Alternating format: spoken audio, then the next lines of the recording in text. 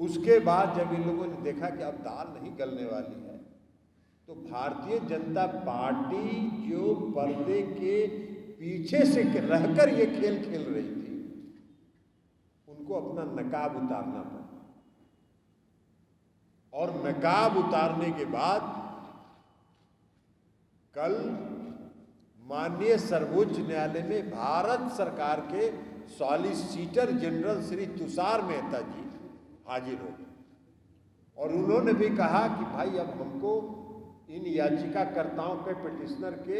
पक्ष में कुछ बात हमको भी रखनी है। सुप्रीम कोर्ट जी ने कहा कि ठीक है, आपको भी रखनी है तो रखिए अपनी बात। तो उसको सरकार ने, सुप्रीम कोर्ट ने 28 अगस्त तक के लिए स्थगित किया, कहा कि 28 तारीख को फिर सुनवाई करेंगे, लेकिन कोई अंतरिम आदेश हम पारित नहीं करने जा रहे हैं, कोई स्थगन आदेश हम नहीं देने जा रहे हैं। हमको जो भी आदेश होगा आप हमको कन्विंस करिएगा, हम सुनेंगे। तो 28 तारीख को दिया। तो अब हम लोग का कहने का मतलब ये है कि बहुत पहले से आप सबको स्मरण होगा, जब नगर निकाय का चुनाव हो रहा था और नगर निकाय के चुनाव के समय भी भारतीय जनता पार्टी ने इसी तरह से पब्लिक इंटरेस्ट लिटिगेशन लोकहित याचिका दायर करवा के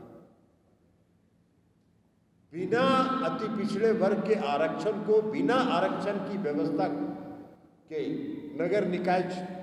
चुनाव कराने का षड्यंत्र किया था। और हम लोगों ने उस समय भी कहा कि भारतीय जनता पार्टी इस खेल में पर्दे के पीछे खड़ी है। भारतीय जनता पार्टी के लोग बहुत चिल्मो मचा रहे थे, लेकिन अंतोगत्वा मुख्यमंत्री जी और सरकार ने और हम सब लोगों ने कहा कि हमारे मुख्यमंत्री, बिहार के मुख्यमंत्री माननीय नीतीश कुमार जी बिना आरक्षण के नगर निकाय का चुनाव नहीं होगा और आरक्षण व्यवस्था के साथ नगर निकाय का चुनाव हुआ। उसी प्रकार पर्दे के पीछे से जो एक बहुत बड़ा कदम था गरीबों के हक में, अति पिछड़ों के हक में, दलित समुदाय के हक में, जो आर्थिक रूप से पिछड़े समाज के सभी वर्ग के लोग हैं उनके हक में बहुत एक क्रांतिकारी कदम बिहार की सरकार ने उठाया था, जिस पर भी विराम लगाने के लिए पर्दे के पीछे से भारतीय जनता पार्टी खेल कर रही थी। तो आज फिर हम लोगों का आरोप है कि अब भारतीय जनता पार्टी का चेहरा बेनकाब हो गया है। भारतीय जनता पार्टी को पर्दे के पीछे से निकलकर अब खुले मैदान में आना पड़ा और खुले मैदान में भारतीय जनता पार्टी ने आकर, केंद्र की सरकार ने, श्री नरेंद्र मोदी जी की सरकार ने आकर, उनके सॉलिसिटर जनरल ने जो बहस किया, उसके बाद यह साबित हो गया है कि भारतीय जनता पार्टी देश के अति पिछड़ों के विरोधी है, देश में गरीबों का विरोधी है। भारतीय जनता पार्टी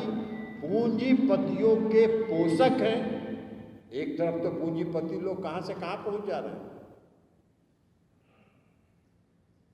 जो व्यक्ति आज से 9 साल पहले हिंदुस्तान में जो पूंजीपति लोग थे उनमें 103वें नंबर पर थे,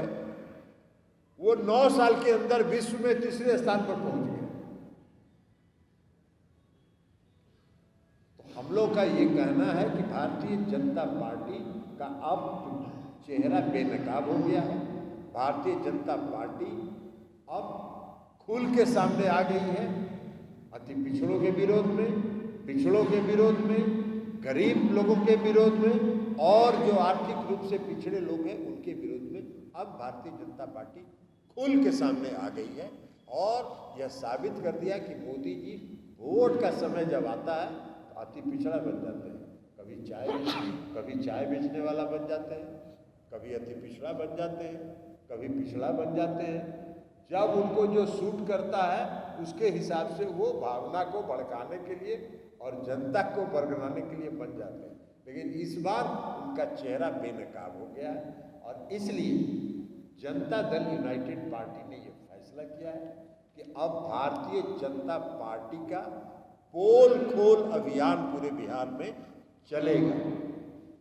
और 1 सितंबर से पार्टी ने यह फैसला किया है, प्रदेश की पार्टी ने यह फैसला किया है कि 1 सितंबर से 5 सितंबर तक